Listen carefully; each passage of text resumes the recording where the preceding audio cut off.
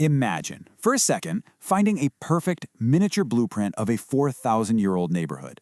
One that reveals in incredible detail how ordinary people actually lived, how they worked, and even how they kept their homes cool in the desert heat. Well, that's exactly what we're diving into today, a fascinating discovery that gives us one of the clearest windows we have into the daily life of ancient Egyptians. So let's set the scene. The year is 1907. The renowned archaeologist Sir William Flinders Petrie is out in Middle Egypt, leading a dig at a cemetery in a place called Raifa. His team is carefully excavating tombs from around 4,000 years ago.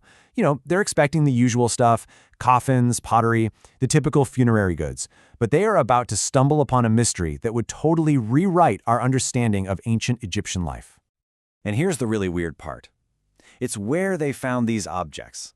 They weren't tucked away deep inside some sealed burial chamber, hidden next to a mummy. No, these artifacts were found in a very, very unusual and very exposed location. Petrie's team started finding these really curious pottery models. And they weren't buried with the person. They were sitting right on the ground, on the surface, directly above where the body was laid to rest.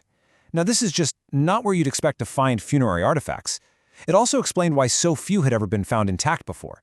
I mean, anything left out on the surface for thousands of years should have been obliterated by the sun, wind, and sand. So the big question is, how on earth did these survive?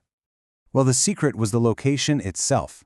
You see, the cemetery was on what Petrie described as a growing shoal of gravel. Over hundreds of years, seasonal rains would wash layers of gravel and sand over the area, slowly and gently burying the models. They weren't buried on purpose. They were just naturally preserved, layer by layer. It's like nature itself protected them from the elements and from grave robbers. It was a perfect, accidental time capsule. Okay, so what were these strange pottery models? Petrie, being the absolute systematic genius that he was, didn't just catalog them. He laid them all out and started to trace their development, looking for clues in how they were designed. And he saw this clear, unmistakable line of evolution. He figured out that they started as something really simple, pottery trays. You see, back in the Old Kingdom, if you were wealthy, you'd have these fancy stone altars for leaving food offerings for the dead. But ordinary people couldn't afford that, so they used these cheap clay versions instead. You can even see the little models of food, a bull's head, some ribs, loaves of bread, all laid out. It's like a permanent meal for the spirit. And as you can see here, these simple trays just got more and more elaborate over time. First, a little shelter, a portico gets added to the back, probably to protect the offerings. Then, that open portico becomes a fully enclosed room. And then, get this, they add a second story on top, complete with a tiny staircase to get up there. And finally, little models of furniture, chairs, beds, tables, start showing up inside. They were literally evolving from a dinner plate for the dead into a complete tiny home. This clear evolution, from a simple tray to a furnished house, led Petrie to a really incredible conclusion about what these things were ultimately for. They weren't just about offerings anymore. They had become something way more profound.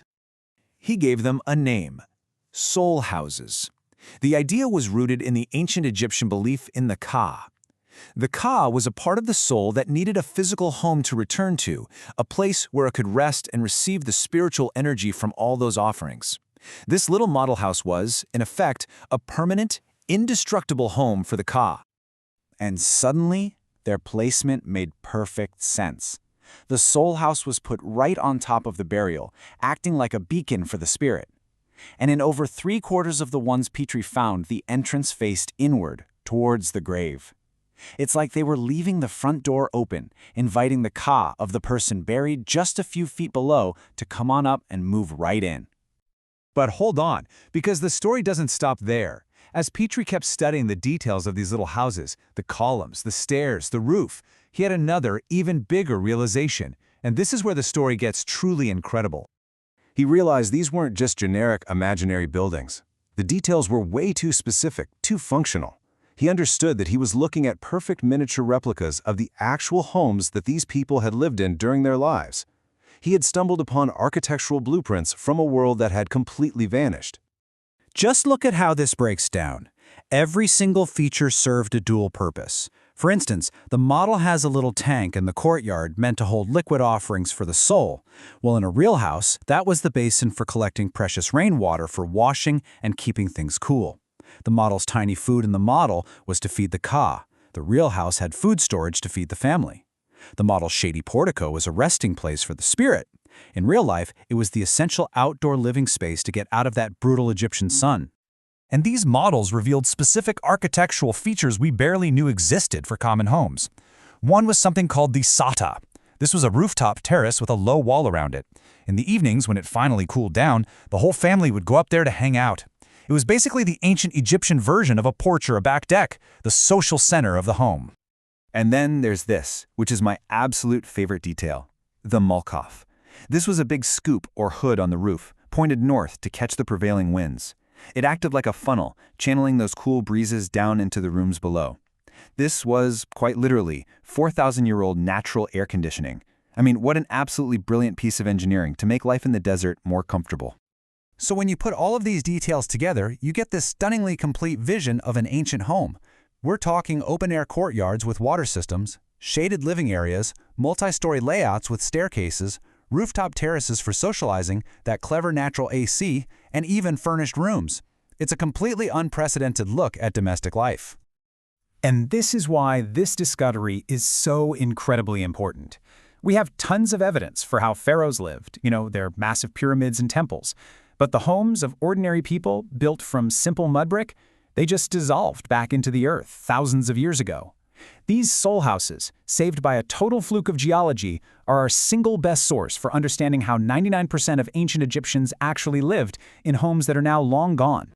It's just such a powerful reminder that sometimes the biggest discoveries don't come from a pharaoh's golden mask, but from a simple piece of pottery left on the ground and forgotten by time. It really makes you wonder, what other humble artifacts are out there right now, just waiting for someone to look a little closer and unlock the world that's hidden inside?